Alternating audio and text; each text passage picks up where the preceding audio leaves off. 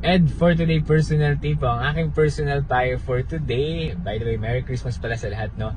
So dahil Pasko ngayon, ang aking personal payo, wag nating kalimutan ng ating mga magulang ngayong Pasko. Syempre, wag nating kalimutan na bigyan sila ng pamasko, no? Or regalo, no? Kumbaga sila kasi yung unang taong dapat wag nating kakalimutan ngayong Pasko, no? Syempre, maliban sa pagpapasalamat sa Diyos dahil sinicelebrate natin itong Christmas na to, wag natin kalimutan yung mga parents natin, no? Bigyan natin sila ng something, kung ano man ang kaya natin, paglaanan natin sila, bisitahin natin sila, kumustahin natin sila, kung ano man ang kaya natin ibigay sa mga magulang natin ngayong Pasko, ibigay natin dahil una sa lahat, ito naman yung way ng pagpapasalamat natin sa ating mga, alam mo na, parents. Kasi alam mo naman, ang hirap nila ng mga panahong bata pa tayo, no? Kaya huwag mo kakalimutan yung parents mo ngayong Pasko, magpasalamat ka. Kung napanood mo tong video na to, mag-thank you ka sa parents mo. Kung may konting financials ka, like budget, no?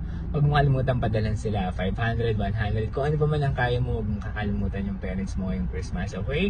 Yun lang yung personal payo ko. Kung nagustuhan mo tong video na to, baka pwede pa-like and share, pwede mo na palang itag yung parents mo, no? Or pwede mo itong i-share sa FB mo, FB page mo. Kung hindi ka pa follower na FB page ko na Ed for Today, baka pwedeng paki-like and follow.